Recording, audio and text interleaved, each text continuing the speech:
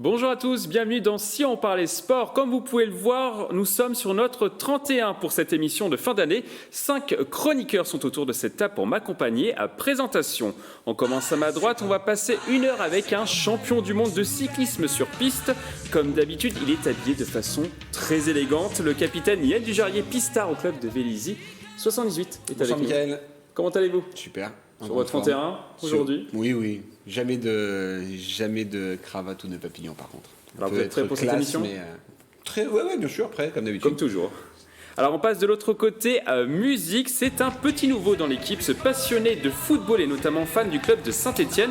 Il fait également du handball en fauteuil à Montigny-le-Bretonneux et vous allez le voir, il a beaucoup d'humour. Stéphane Debizet est avec nous. Bonsoir Mickaël, ça va? Comment allez-vous? Bof. Pas top. Ouais. C'est les fins d'année. Ouais, mais bon, Pas plus que ça. on va essayer d'aller mieux. Ok. On avait un petit message dans votre dos. Oui, je sais pas si on peut le revoir. Méchant handicapé. Méchant handicapé. Voilà, Vous allez être ça gentil va. quand même? Oui, bien sûr, On va voir ça dans l'émission. aucun problème. On passe de l'autre côté à musique. Elle nous vient tout droit de Versailles, elle aussi.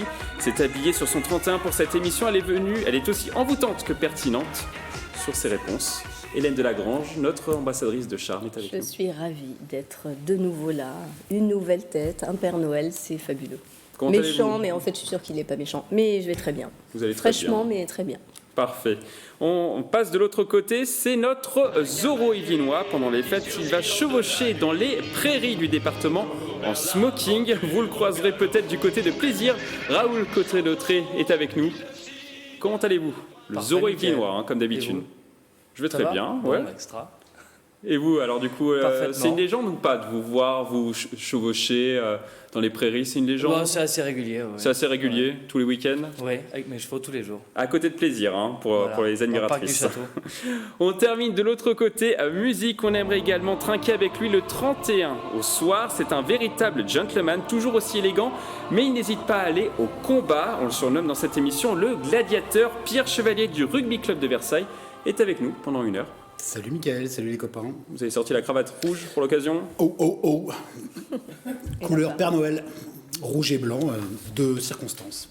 Alors avant de passer au titre de cette émission, on commence par une info qui est encore à prendre avec des pincettes. Le Vélodrome national de Saint-Quentin en Yvelines serait en négociation avancée pour organiser une rencontre de première division Ligue A. Le match se déroulerait courant mars-avril dans la structure. Le dossier serait en phase de finalisation et pourrait concerner 2 équipes de haut de tableau. On parle de Tours et de Paris. L'officialisation devrait intervenir courant janvier. Est-ce que c'est une bonne idée? Vous votez autour de cette table? Oui. Il est grognon, On a Yann Dujarier qui est partagé sur... Oui, parce Cette que question. le problème, c'est qu'à chaque fois qu'il y a des événements comme ceux-là qui sont organisés, faut pas oublier une chose, c'est que nous, les cyclistes, on ne peut plus rouler sur notre beau vélodrome. Donc bien sûr que c'est très bien parce que ça permet de faire vivre le vélodrome et ça permet d'y amener une vraie belle activité, de le remplir et de voir de belles affiches, parce que là, on va avoir 2 belles équipes de première division. Mais voilà, le revers de la médaille, c'est qu'on ne peut plus pratiquer le vélo pendant un week-end, par exemple. Voilà. Donc oui, c'est bien, mais dommage pour nous du petit côté égoïste. Voilà. Raoul, qu'est-ce que vous en pensez? Alors Moi, vous êtes pour. Hein. Je pense que pour le vélodrome, c'est une corde de plus à son arc et que ça permet aussi justement de le rentabiliser et de le faire vivre. Donc je suis favorable. Mais je suis sûr que Pierre est quelque part favorable aussi. Yann, pardon, favorable à ça aussi, mais que il a un avis un petit peu subjectif sur la chose. Pierre, justement, alors vous êtes favorable à 100%. Vous avez vu dégainer comme d'habitude. On en parle suffisamment ici, il faut que ces enceintes vivent et que le territoire sportif et toutes les enceintes sportives des Yvelines puissent vivre. On dit souvent sur ce plateau que le vélo ne fait pas suffisamment recette en dehors des pratiquants, bien évidemment, mais n'apporte pas assez de spectateurs au vélodrome. Il y a la perspective des Jeux Olympiques, il y a eu d'autres événements et d'autres sports qui ont pris cette enceinte. Et un match de volley de première division, c'est une très bonne idée. Avec pour deux belles équipes, hein. Normalement, ça serait si Tours et Paris. Tours et Paris, c'est des très belles affiches. J'irai voir pour soutenir ma ville d'origine de Tours. Et ça fait du spectacle en plus, des sports en plus, donc c'est très bien pour Vous allez prendre votre place, hein, c'est sûr. J'irai prendre ma place, si c'est Paris et Tours, j'irai supporter Tours au Vélodrome. Ça permet aussi, je crois, de permettre aux gens de connaître le volleyball. Les Yvelinois qui ne peuvent pas aller sur Paris pour voir des gros matchs. Ça leur permet aussi de voir au Vélodrome des gros matchs. Donc un gros plus. Les volleyeurs jouent pourtant, proche de Paris, mais ils jouent pourtant sur le Paris-Ouest, c'est pas très très loin du Parc des Princes de mémoire, hein, les matchs de volleyball généralement. Donc c'est quand même facile d'accès. Il y en a beaucoup aussi qui ne peuvent pas se déplacer ou pour eux, voir un match de haut niveau, ce serait sympa. C'est très très bien et j'espère que le Vélodrome sera plein. Moi, ce que j'aime, c'est de voir plein. Hein. Alors il a été plein justement, hein, Yann Dujaraillé, 2 fois, c'était pour du handball. Hélène, 2 fois où le club d'ici Paris, qui est devenu le club Paris 92, a organisé 2 matchs au Vélodrome de Saint-Quentin en Yvelines. 2 fois, ça a fait guichet fermé. Mais il faut, de toute façon, c'est ce que disait Pierre. C'était en 2017 et 2018. Ah, j'allais dire l'année dernière, oui, donc 2018. Mais les enceintes comme ça, il faut qu'il y ait des matchs à l'intérieur. Il faut partager, Yann, vraiment. De toute façon, c'est un événement qui va durer combien de temps? Ça va être assez bref, il y a des préparatifs évidemment, mais... De mémoire, je crois que ça avait fait fermer le Vélodrome pendant une semaine à peu près. Pour le handball. Non, moins que ça. Même un peu moins. Non, bien sûr. Heureusement, Ils se battent, les cyclistes, ils se battent. Heureusement, la semaine, on peut quand même venir s'entraîner. Mais voilà, oui. Mais je sais que les organisateurs sur le Vélodrome font le nécessaire pour qu'on puisse venir s'entraîner le maximum. Voilà, que ce soit pas gênant. Mais après, je dis ça juste pour défendre le vélo. Et les bien sûr, comme disait Jean, je suis très très content qu'il y ait de beaux événements sur ce vélo. Mais voilà, je défends toujours mon sport et j'aimerais qu'il y ait plus d'événements cyclistes et qu'il y ait plus d'événements cyclistes qui fassent venir du monde. Ce serait ça l'idéal. Mais aujourd'hui, on n'y arrive pas malheureusement. Alors nous allons maintenant passer au programme de l'émission. Aujourd'hui, nous allons parler de l'un des événements de cette fin d'année. L'ancien footballeur du Paris Saint-Germain, Paoletta, est venu en séance de dédicace à Montigny-le-Bretonneux. Nous ferons également un coup de projecteur sur les tops et les flops de l'année 2019 dans le département. Vous ne manquerez aucun moment fort, mais avant de développer ces thèmes, on va parler à football.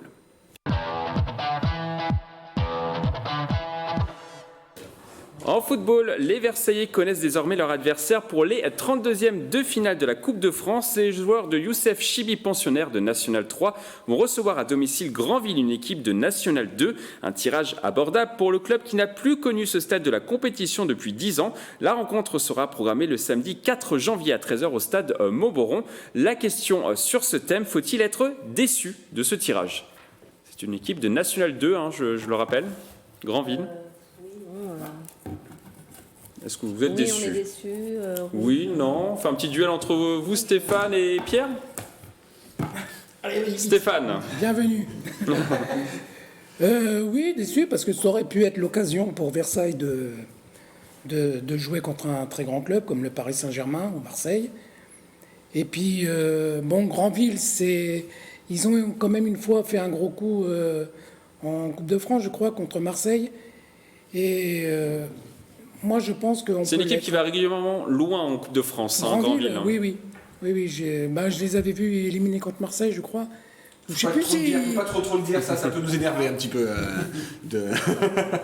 Non, mais je pense qu'il aurait pu y avoir un club de Ligue 1 qui aurait pu venir à Versailles. Le PSG qui affrontera l'Inas Montlhéry juste à côté en Essonne. Voilà, Saint-Étienne, je dis ça, je dis rien. Mais par exemple. Pierre Chevalier, c'est à vous. Déçu, non, parce que sportivement, ça va leur permettre peut-être, même si Granville est une équipe à redouter, mais ça va leur permettre de passer un tour de plus. Donc Je dis ça, je dis passer un tour de plus pour justement aller se frotter à un plus grand. C'est vrai que on a l'habitude en Coupe de France d'avoir cette magie des petits qui rencontrent les gros, mais là avec un plat un peu plus abordable, on peut peut-être espérer devoir passer ce tour et d'aller juste derrière se frotter à un gros. Effectivement, s'il ne passe pas ce tour-là, là oui, a posteriori, on pourra être déçu de l'affiche des 32e, mais on peut simplement dire que Versailles, qui est pas mal en ce moment et plutôt le vent en poupe, peut passer ce tour et battre Granville, justement pour aller chercher un gros dans un tour d'après. Co-leader, je crois, avec Ivry. Ouais, je pense que c'est une bonne année pour passer quelques tours, même s'il y a une seule division d'écart. L'affiche ne fait pas forcément autant rêver que les tours contre les gros, mais justement, mettons une pièce sur la victoire de Versailles et justement d'aller récupérer un gros en 16e, voire en 8e, on ne sait jamais. Alors Pierre Chevalier, j'ai noté votre pronostic. Il y aura un petit pari sûrement qui va s'effectuer. Voilà. On s'arrangera si Versailles perd. Exactement. C'est quand le match? Le 4 janvier. Oui, c'est début janvier, c'est ça. Début janvier. Justement, Yann, Pareil. qu'est-ce que vous en pensez? Alors, vous êtes plutôt de l'avis de Pierre Chevalier? Voilà, c'est en effet, on pourra seulement être déçu s'il ne passe pas ce tour-là. Voilà, aujourd'hui, tant mieux, c'est une opportunité, mais si ça se passe mal, c'est dommage d'avoir fait un déjà très beau parcours, parce que voilà, d'arriver au moment où on peut commencer à rencontrer les gros, c'est pas des choses qu'on fait tous les ans, mais dommage de pas avoir cette opportunité. Après, si ça se fait un tour plus tard, tant mieux, parce que ça permettra aussi de faire entrer de l'argent dans les caisses du club, et ça c'est pas non plus négligeable de pouvoir le faire. Après, moi ce que je leur souhaite, c'est de vraiment rencontrer un gros et de pouvoir aller jouer dans une enceinte telle que le Parc des Princes ou pas le Stade de France, mais d'aller jouer au Parc des Princes, ce serait quand même une très belle chose, parce que l'expérience qu'ils pourraient vivre serait juste magique. Voilà. Justement, lors de la dernière campagne de Versailles en Coupe de France, ils avaient déjà perdu en 32e de finale. Ils avaient perdu la dernière fois. Ils avaient perdu contre Dijon sur le score de 5-1. C'était pas forcément le gros match, mais ils avaient perdu, Raoul. Ce match-là, moi, je ne l'ai pas vu. C'était une dizaine d'années. Ouais.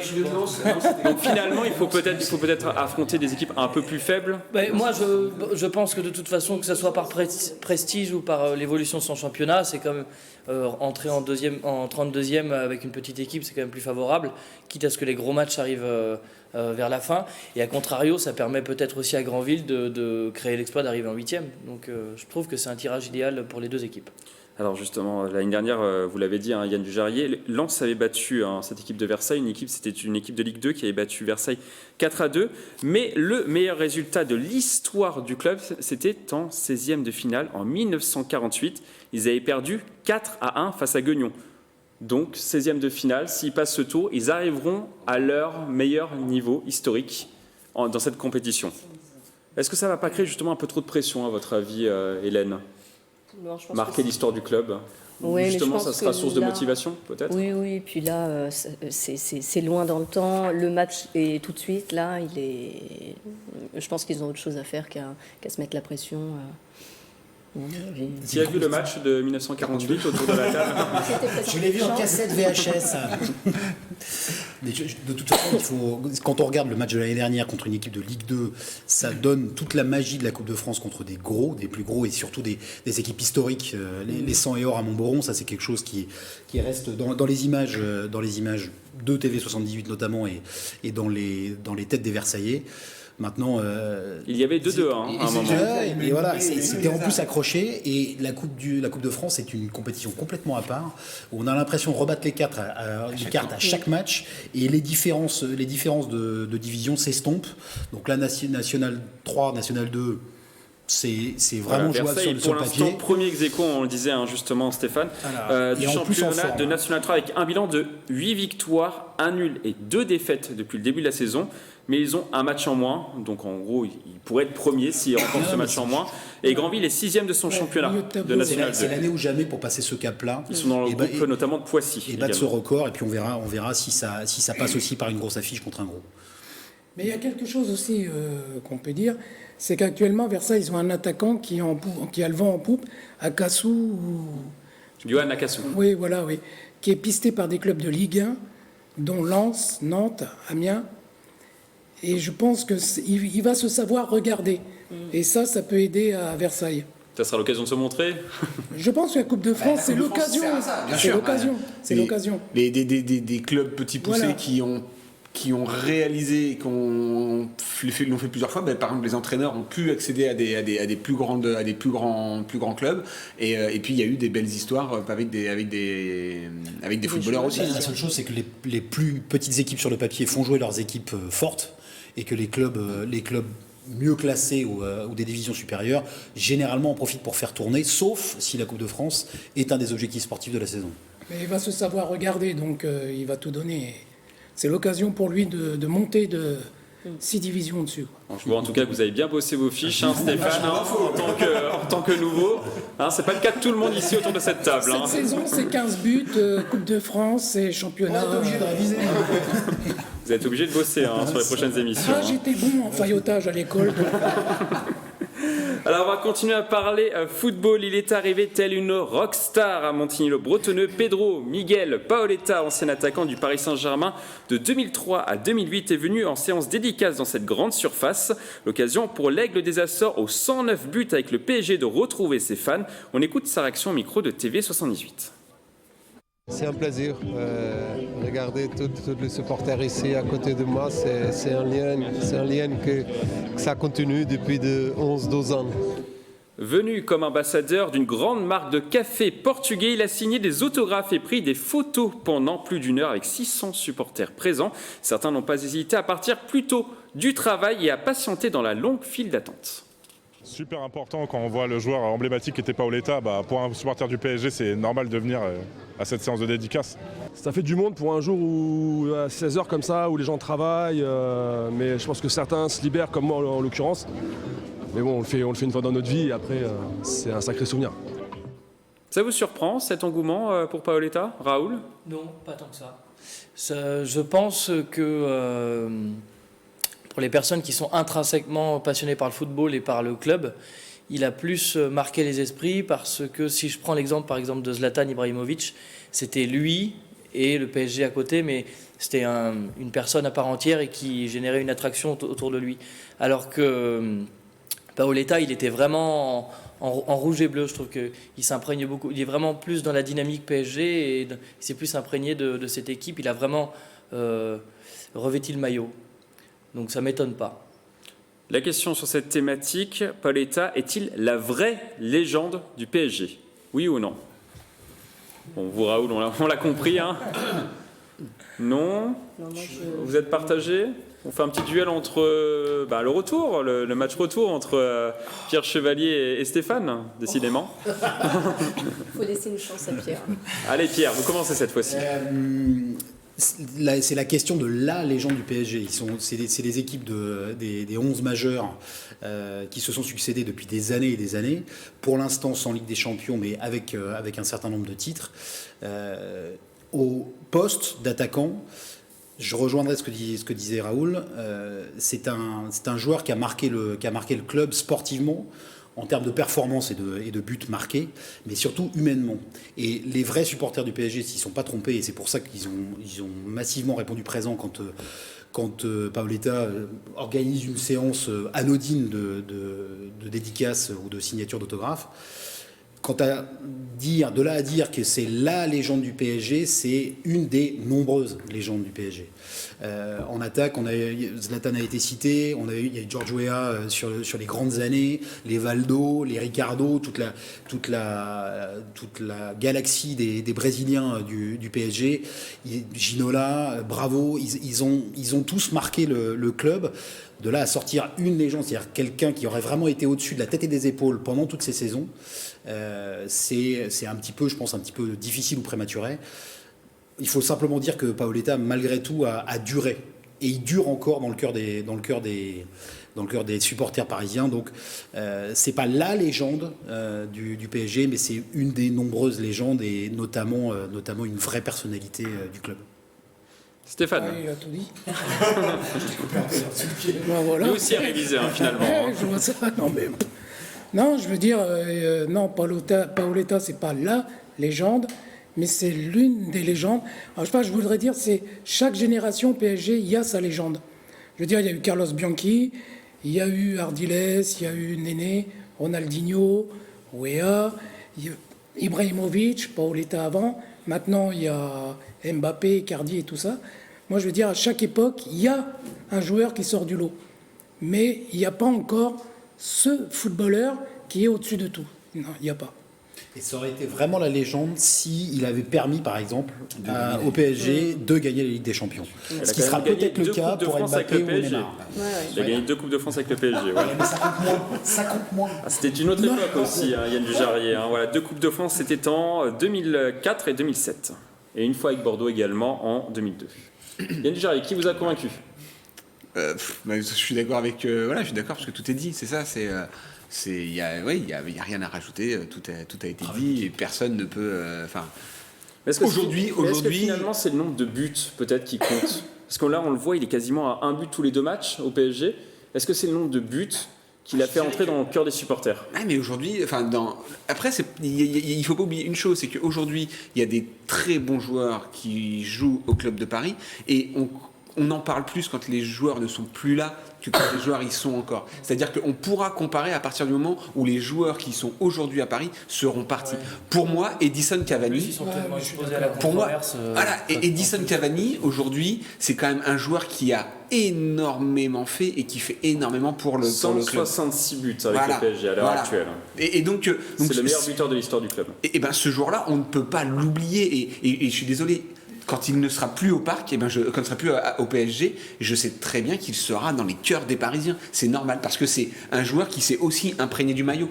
Donc, on ne peut pas les comparer, et les époques font que pour moi, si je devais sortir un joueur, et je ne suis pas supporter de Paris, mais Georges Weah, voilà, c'est quand même le joueur, il a été Ballon d'Or. Peut-être pas quand il était à Paris, je ne me souviens pas, mais il a été quand même Ballon d'Or.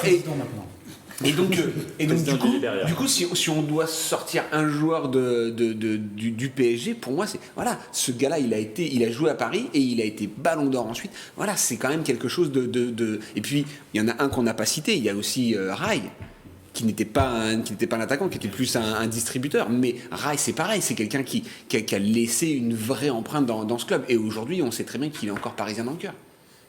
Hélène, à Mbappé par exemple, qui a déjà 71 buts avec le PSG, est-ce qu'il peut dépasser un Paoletta dans le cœur des supporters? Oui, mais c'est ça, et puis il est entre guillemets en début de carrière. Il a largement le temps. Mais le gros avantage que Kylian Mbappé a, c'est que dans tous les noms qu'on a cités, c'est peut-être le seul Français et le seul vrai Parisien. Il est quand même originaire de l'Île-de-France. Donc du coup, il peut avoir un supplément d'âme par rapport à tous ces joueurs. S'il reste à Paris. S'il reste à Paris, bien sûr. Et c'est ce que je souhaite. 70 buts obtenus en 3 saisons. Hein. Il va être quasiment en doublant. Ça fait 3 saisons de plus. Est-ce qu'il va rester 3 saisons de plus à Paris? Pas sûr.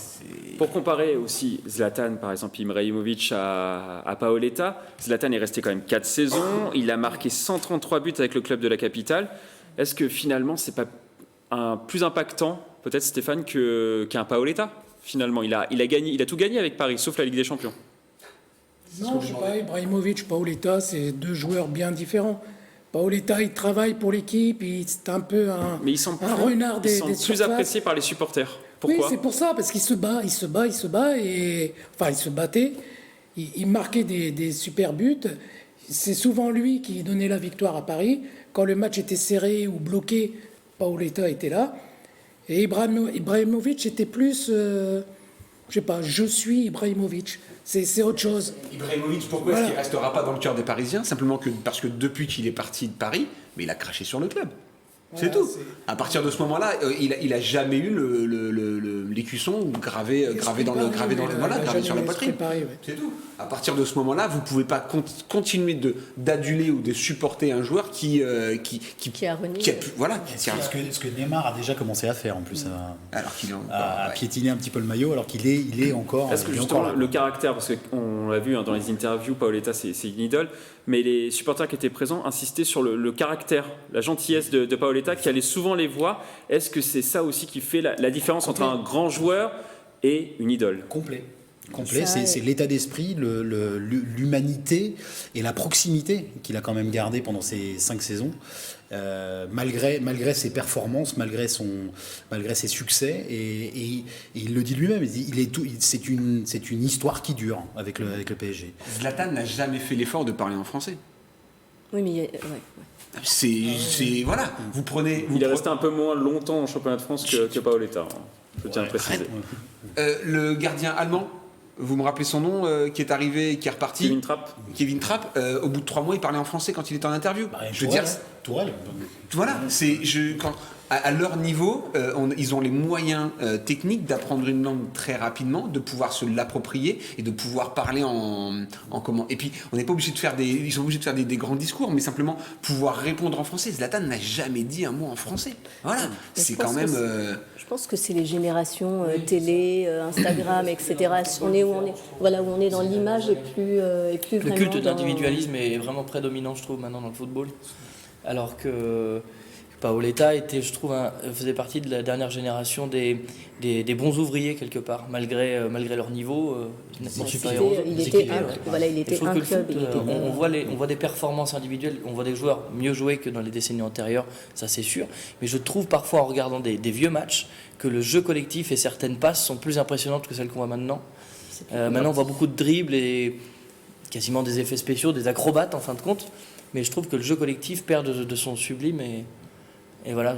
Après, ce n'est peut-être pas forcément la même époque aussi au niveau de l'image, par rapport au transfert, notamment les joueurs restaient beaucoup plus longtemps dans les clubs, alors que maintenant, voilà. Leur contrat, quoi. C'est ça. Les joueurs vont un peu plus souvent jouer sur la case transfert, on va dire, pour augmenter leur salaire. C'est peut-être ça aussi, Pierre Chevalier?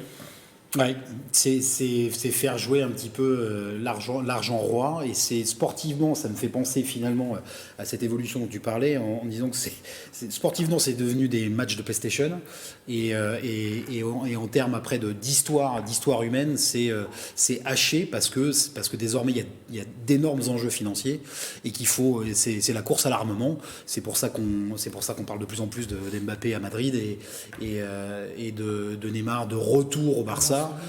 Est-ce que ces artistes, si on peut les appeler comme ça, ont moins d'occasion de marquer leur empreinte le club, comme l'a fait Paoletta au PSG, parce que justement c'était pas les mêmes donnes, c'était pas les mêmes exigences, et finalement maintenant c'est dans la culture de l'instantané, il faut être performant tout de suite.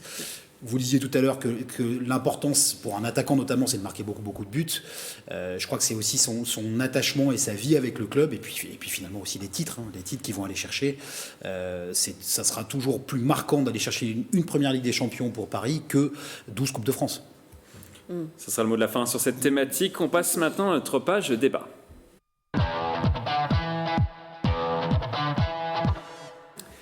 Dans cette rubrique débat, je vous propose aujourd'hui une sélection des sportifs ou des événements qui ont marqué l'année 2019. Parmi les tops, on retrouve un pistard, Quentin Lafargue. Le sportif licencié au Vélo Club Elancourt, 50 ans en Yvelines, a remporté 3 titres majeurs cette saison, dont un titre de champion du monde du kilomètre. On écoute les réactions au micro de TV78. Une très belle saison 2019 sur laquelle physiquement j'ai montré que la progression suivait son cours.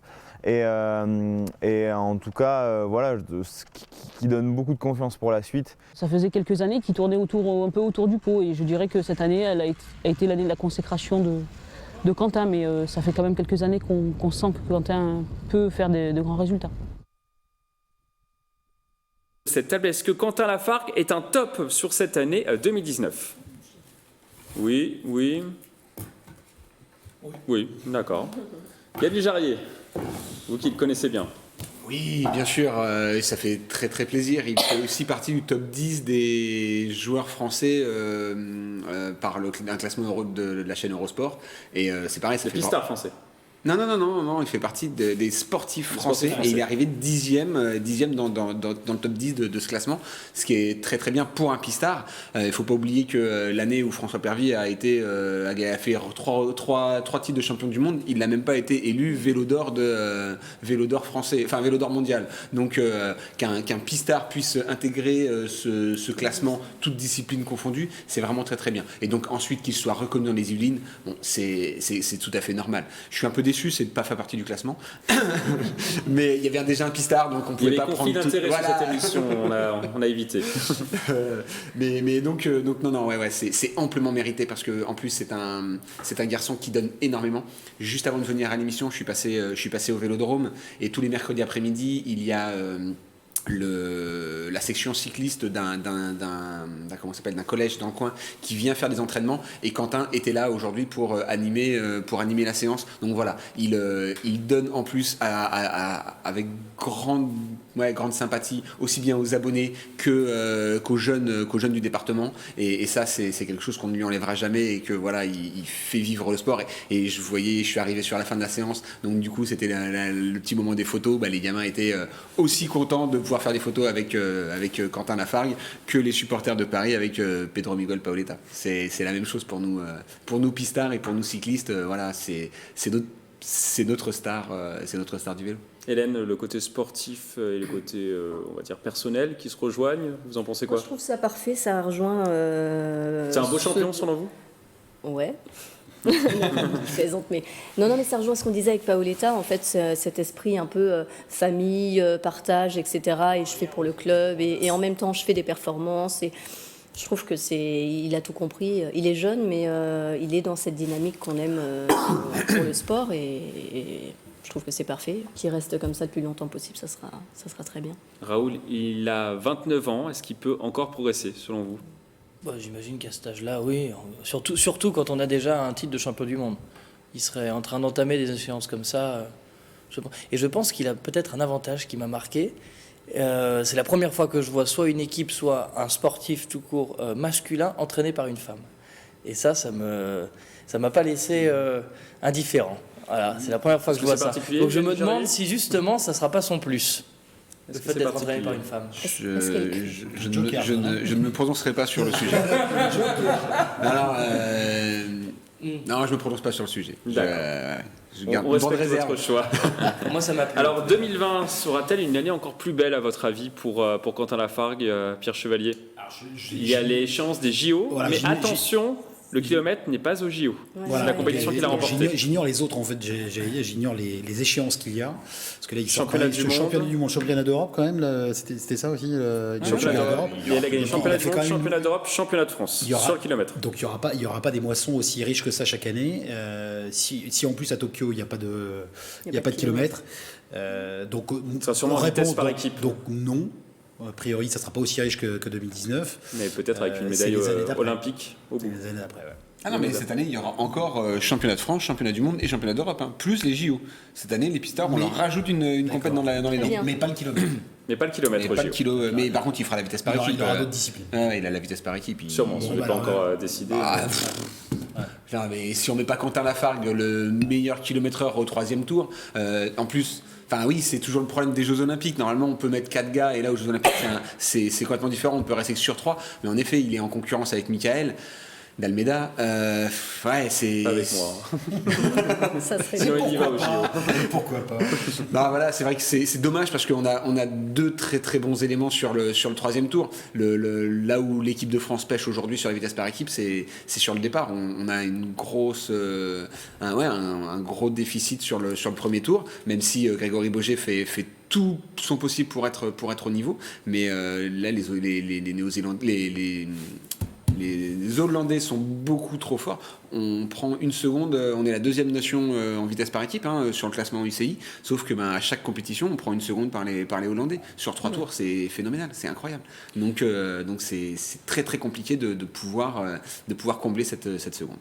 Un autre sportif qui a marqué l'année 2019, Andy Cabrera Avila sur ce plateau, cet apnéiste qui était sur ce plateau lors du 7-8 Sport, cet apnéiste qui est maître nageur à la piscine de Saint-Cyr-l'École a enchaîné cette année les records et les compétitions.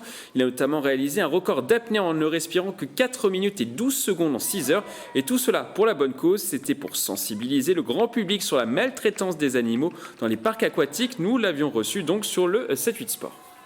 C'est un record inédit parce que personne jamais a fait ça. Et simplement s'entraîner de façon spécifique à pouvoir retenir son souffle et prendre le minimum d'inspi. Des fois, le temps d'inspi était inférieur à 1 seconde, 47 centièmes. Donc il y a 4 km/h qui chronomètrent le moment que la bouche sort de l'eau et rentre dans l'eau. Voilà, pendant 6 heures, c'est long, mais c'est faisable qu'on a la conviction pour une belle cause. Il a également participé au championnat du monde d'apnée à Villefranche-sur-Mer cet été en représentant Cuba. Est-ce que Andy Cabrera Avila est un top sur cette année, vu ses performances? Je pense que la question... Voilà. Stéphane, qu'est-ce que vous en pensez? Juste comme ça, c'est pour contrarier. D'accord, vous voulez contrarier? Vous faites un duel? Non, mais j'y connais rien, donc... D'accord, bon, on va vous quand même vous poser. Qu'est-ce que vous en pensez du coup de cette performance? Moi, je trouve que c'est exceptionnel. 4 minutes et 12 secondes. Hein, c'est exceptionnel. Sur 6 heures. C'est exceptionnel, c'est tout ce que j'ai à dire. Pierre Chevalier. Je suis partagé entre la performance humaine, on en avait déjà parlé sur ce plateau-là, la performance humaine d'une part, deuxièmement la cause qu'il défend, auquel il sensibilise, et enfin le côté un peu anecdotique de la discipline, malheureusement.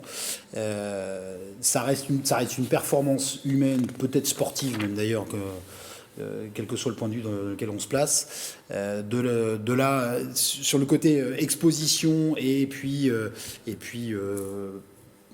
performance médiatique, j'allais dire. Je suis un petit peu partagé, donc ça me marque moins, l'humain mis à part, ça me marque moins qu'une moisson de médailles comme celle de Quentin Lafarge. Yann Dujarier, vous qui êtes un spécialiste d'apnée. Pas vraiment, mais je suis toujours vraiment impressionné par cette performance.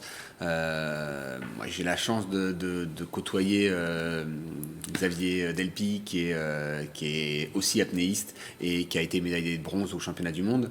Et donc, quand voilà, je peux échanger avec lui, et c'est un ami, et c'est vrai que quand je peux échanger avec lui et donc voir cette performance de...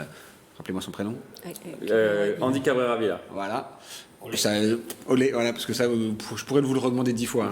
Hein. Andy, donc c'est vrai que moi je reste impressionné parce que c'est quand même long, 6 heures.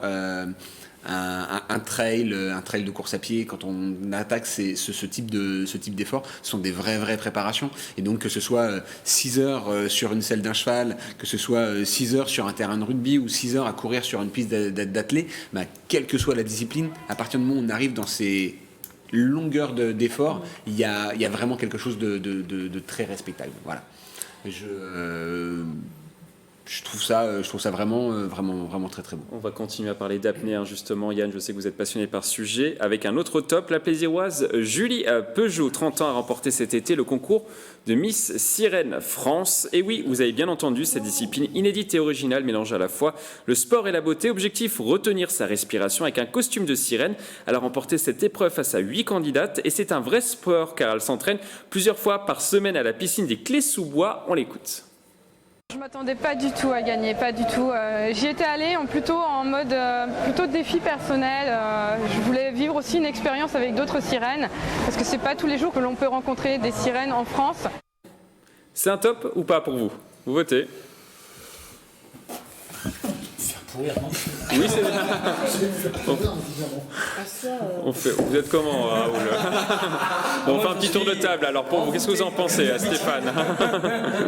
C'est sympathique. Je vais mettre le vert parce que je vais être... Voilà. Elle habite à Plaisir en plus. En plus, voilà. Donc, Stéphane. C'est sympathique, c'est un sport sympa, voilà, c'est tout. C'est un sport sympa pour vous. Oh là, sympa, sans plus. Sans plus. Sans plus, ouais. Sans plus. Raoul, on fera le débrief après émission. Justement que je pouvais la faire monter en Amazon, assise à gauche. Bah écoutez, je vous passerai son numéro après l'émission, si vous voulez. Volontiers. Alors Raoul, qu'est-ce que vous en pensez? Non, mais je trouve que c'est comment dirais-je, c'est... surprenant. Surprenant. Maintenant, effectivement, pour aller encore plus dans le sens de on vous remet les images justement pour vous décider si oui ou non vous la prenez au club. On ne peut pas dire que ce soit une performance sportive qui marque l'année à proprement parler. Si on est là pour parler de sport sérieusement, on sort un petit peu du contexte. Voilà. Hélène. Je rejoins ce que dit Jean. Non, c'est vrai. C'est pas, je vais pas dire que c'est un top. C'est pas non plus un flop. Un flop non plus. Après, voilà, c'est quelque chose de sympa, mais on n'est pas dans une performance de haut niveau. Il n'y a pas d'énormes compétitions avec beaucoup de représentants. Il y a quand même une chorégraphie dans l'eau. Hein, vous ne le faites pas vous dans l'eau, mais il y a quand même des chorégraphies. Je veux dire, à la limite, on peut voir l'image. on n'est pas. Je serais plus impressionnée de voir de la natation synchronisée, par exemple. C'est beau, mais en fait, le costume fait beaucoup, les positions font beaucoup. Voilà, c'est. Le photographe fait beaucoup. Voilà. Non, mais c'est quelque chose plutôt d'artistique pour moi que de sportif. C'est comme si on récompensait le champion de France de pole dance, c'est pareil. Ouais, exactement pareil. Alors son rêve en tout cas c'est de faire partie d'un aquarium pour pouvoir se produire et elle veut participer à Miss Mermaid Monde qui se tiendra en Égypte en début d'année 2020. Ça doit être un sacré événement ça par contre. Un sacré événement. Non mais pour le coup, selon comment c'est organisé. Ça ne vous intéresse pas des mondes, ça vous intéresse? S'il y a des disciplines, enfin ouais. Non mais s'il y a des épreuves, je sais pas, des trucs imposés ou il faut voir vraiment comment c'est organisé, mais là comme ça. Celle qui imite les nœuds de dauphin. Voilà, c'est ça. Ce sont des sirènes, attention, Yann Dufresne. Oui, mais communiquer avec des poissons. Excusez-moi. Il y a Mister Triton, oui, également, si vous voulez. Et ce n'est pas une blague, Yann Dufresne. Alors, je vous propose maintenant un dernier top, l'Open de France de golf au mois d'octobre dernier. L'événement a une nouvelle fois été organisé au Golf National à Guyancourt et c'est le Belge Nicolas Colserts qui remporte la compétition cette année. On l'écoute. C'est énormément de joie. Voilà, moi ça fait 18 ans que je suis pro, j'ai gagné 2 fois, j'aurais dû gagner plus souvent. Comme je l'ai déjà dit souvent, le fait de gagner chez vous, c'est génial. J'ai toujours eu un peu l'impression de faire partie du paysage golfique français. Alors l'événement a été plutôt une réussite sur le plan sportif avec une belle compétition avec cette victoire de Colserts. Mais l'événement n'a pas attiré les foules. Seulement 24 000 personnes sont venues sur le site contre 48 000 l'année précédente. Top ou pas top selon vous? Sur le côté sportif, on peut dire que ça va. Bon, pour vous, c'est un top, pour vous, Pierre Chevalier. C'est un top, c'est un flop sur l'organisation, mais c'est un top pour 2 raisons. Premièrement, parce que c'est Colserts, parce que c'est le plus français des Belges, et que c'est donc un francophone. La régie ne me contredira pas, je pense. Et c'est un beau champion. Il s'entraîne depuis des années avec les Français. Il est pote avec tout le monde. Quand il vient en France, il profite de tout ce dont il y a à profiter. J'ai des copains restaurateurs à Versailles qui l'accueillent à bras ouverts. Donc c'est un beau champion.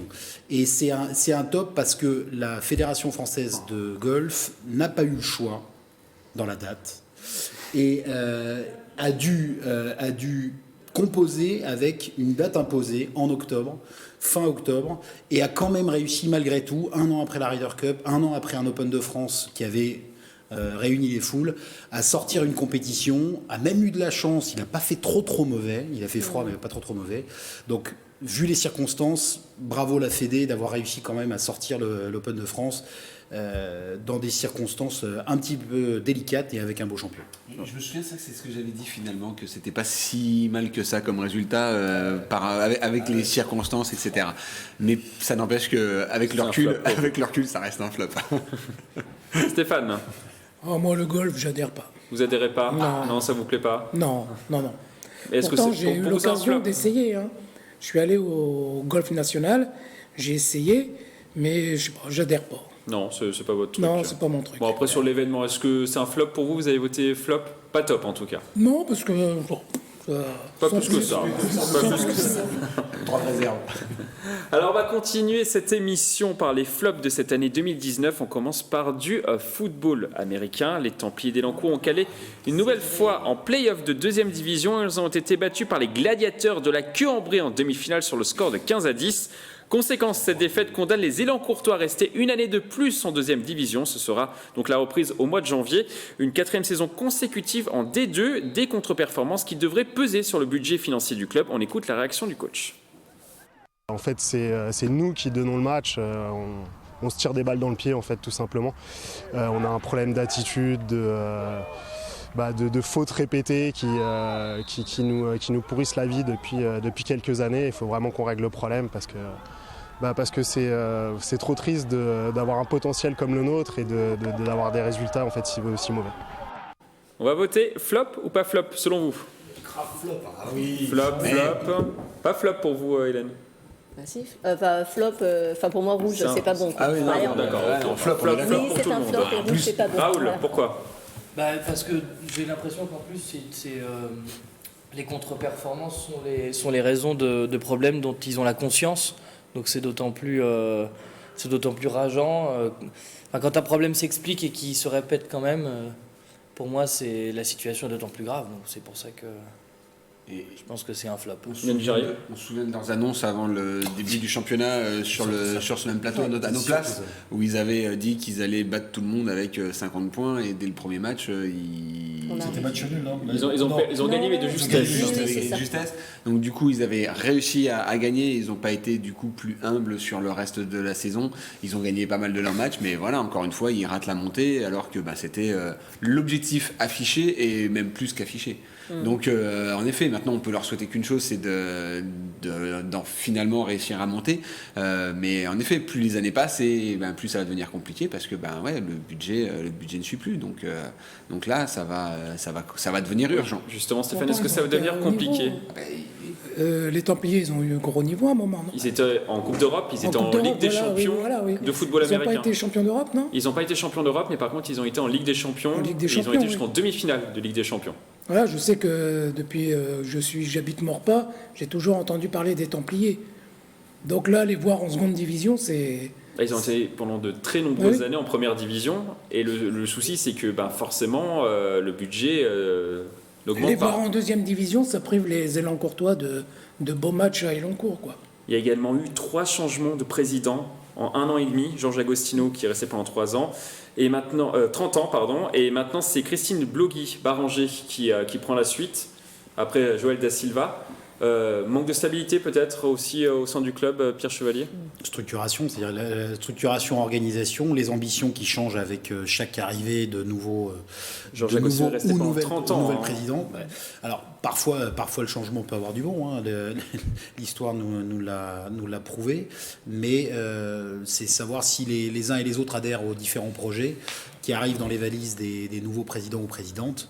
Et on en a souvent parlé, je crois que c'est une question d'abord d'état d'esprit de l'équipe, où effectivement, dès le début de cette saison-là, ça manquait cruellement d'humilité, et ils ont pris le retour de boomerang assez vite, et peut-être par manque d'abnégation, plus que de conscience, je suis d'accord avec Raoul, c'est assez étonnant de les voir rater cette saison-là, comme les précédentes. Dernier flop, on termine par du football, focus sur Trappes. Le club est monté en Régional 2 cette année pour la première fois de son histoire en juin dernier avec Hicham Zerdi. Vous allez me dire que c'est un top, mais finalement non. Hicham Zerdi quitte le club pour raisons personnelles. Ludovic Gauthier, en provenance de Versailles, le remplace. La mayonnaise ne prend pas tout de suite. Il est finalement remplacé dès le mois de novembre après un début de saison catastrophique. On écoute le président de Trappes. C'est sportif. Ludovic Gauthier, il a des compétences, il est diplômé. Et voilà, il a fait des clubs, le PEC, il a fait Versailles, il est même monté l'année dernière, comme nous, avec son équipe de Versailles B. Il est arrivé champion, donc il est monté en R2. Donc l'équipe est dans notre groupe. Donc là-dessus, il n'y a aucun problème avec lui sur ses compétences, sur son management. Voilà. C'est plutôt le résultat sportif qui a fait que le club a pris cette décision. Le club de Trappes arrive finalement à convaincre Hicham Zerdi de revenir et depuis, le club ne perd plus que de temps perdu. Le flop, c'est donc l'erreur de casting avec le choix de Ludovic Gauthier. Est-ce que c'est vraiment un flop, vraiment, ce choix d'entraîneur? Non, pas vraiment. Non, pas du tout. Yannick Jarry. Non, parce que... rapidement. Je trouve que c'est un... Rapidement, non mais si je veux. Rapidement. On pourra simplement dire à la fin de la saison si ça a été un flop. Là, c'est... Voilà, faux départ. Je pense qu'au contraire, ils ont été rapidement réactifs. Ils ont rapidement trouvé les solutions pour faire en sorte que la situation puisse se redresser. Pour moi, je trouve que la gestion du club est très saine et très voilà, plutôt efficace. Ouais, et ça aurait pu être un très bon pari. Donc il n'y a pas de raison. Stéphane, très rapidement. Ils ont bien réagi, il y a les résultats qui suivent, donc pour l'instant, rien à dire. Pour l'instant, voilà, ils sont 10e sur 12 équipes engagées en Régional 2 et ils ont une dynamique de 2 victoires et 2 nuls en 4 matchs depuis la reprise. Bien sûr. Ça va le faire selon vous, Pierre Chevalier? Ça va le faire, c'est ça. Faux départ.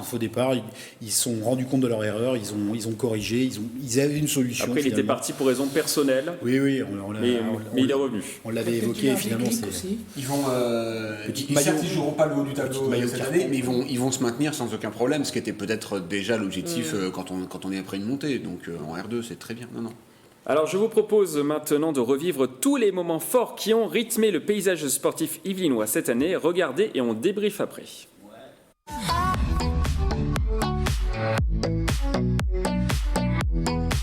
Je ne transmets pas ma philosophie, c'est mes techniques. Se déplacer.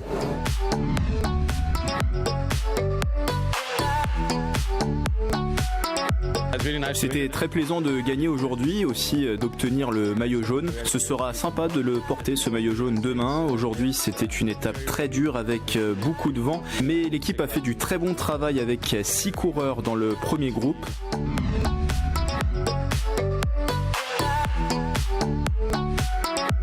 Il y a beaucoup de choses qui bougent, beaucoup de bruit à côté.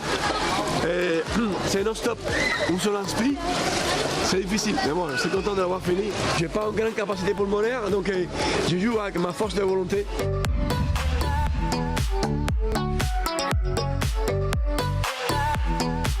La magie du Quidditch, c'est de pouvoir mélanger plusieurs sports pour en créer un nouveau.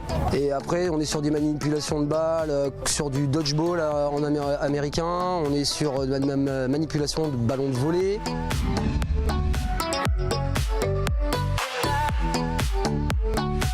On récupère cette première place qu'on a occupée les 3 quarts de l'année, ça fait vraiment plaisir, tout le mérite en revient aux joueurs, au staff aussi qui m'accompagne, à la direction qui m'a fait confiance cette année. Et vraiment fier aussi de terminer meilleure défense de la Ligue de Paris.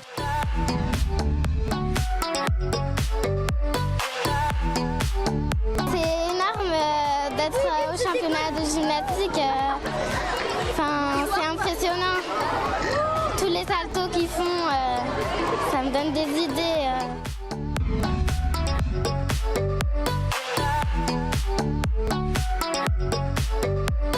Plus la compétition approche, plus ça grandit, plus il y a d'effervescence. Donc c'est bien pour nous, c'est positif. Les enfants ils sont pleins d'énergie, donc on en prend, c'est bien.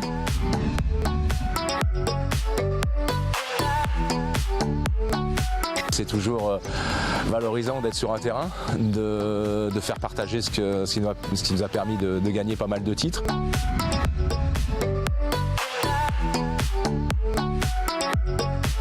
Le public français était là à crier encore et je me suis dit il faut que j'aille, il faut que j'essaie.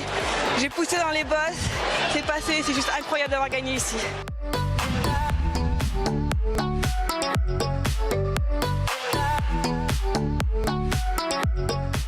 Je suis enfin sorti du Salardou-Yoni, j'ai rejoint la terre, les cailloux. Ça fait plaisir de s'asseoir sur autre chose que sur du sel, parce que j'en avais marre d'avoir les fesses toutes blanches à cause de ça. Donc voilà, c'est la fin de cette aventure. Après 140 km parcourus, 6 jours de solitude dans le désert.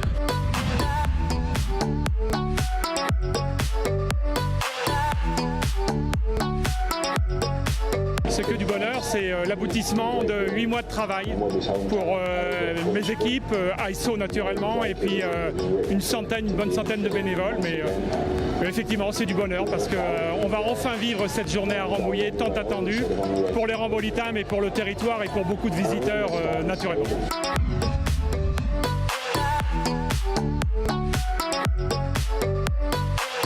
Je m'attendais pas du tout à gagner, pas du tout. J'y étais allée plutôt en mode défi personnel. Je voulais vivre aussi une expérience avec d'autres sirènes, parce que c'est pas tous les jours que l'on peut rencontrer des sirènes en France.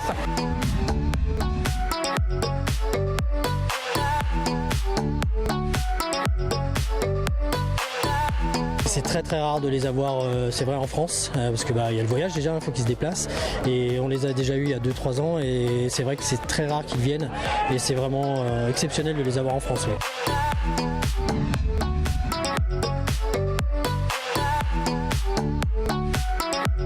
Je pense que mon niveau, même toute la semaine, était très très bon. Donc je savais que je pouvais bien jouer ici parce que je l'avais déjà fait l'année passée, j'avais gagné ici aussi. Donc je me sentais bien, je me sentais confiant.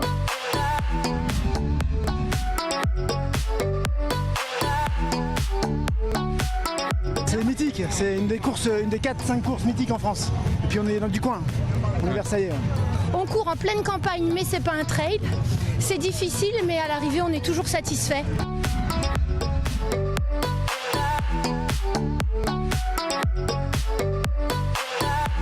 C'est énormément de joie. Voilà, moi ça fait 18 ans que je suis pro. J'ai gagné 2 fois, j'aurais dû gagner plus souvent. Comme je l'ai déjà dit souvent, le fait de gagner chez vous, c'est génial. J'ai toujours eu un peu l'impression de faire partie du paysage golfique français.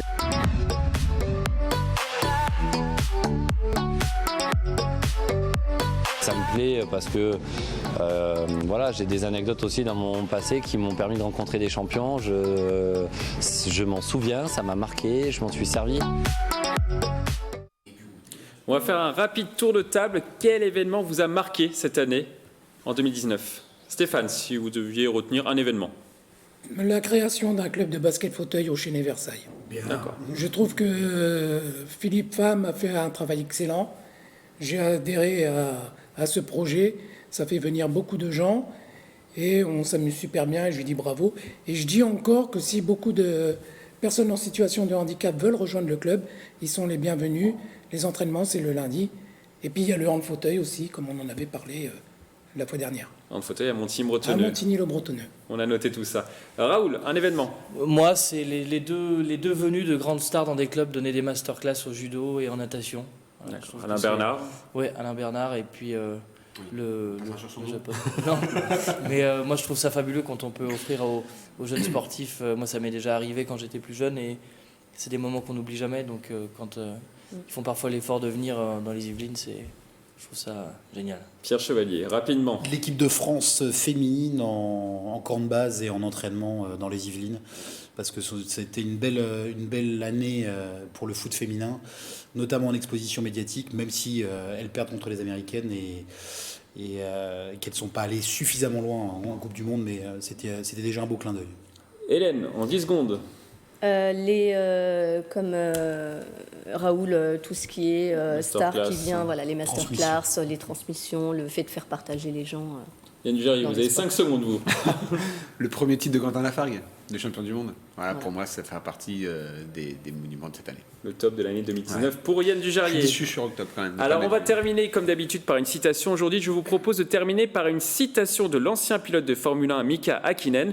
Pour faire un bon vainqueur, il faut être un bon perdant. Je vous laisse méditer sur cette phrase. À bientôt sur TB78 et excellente fête de fin d'année.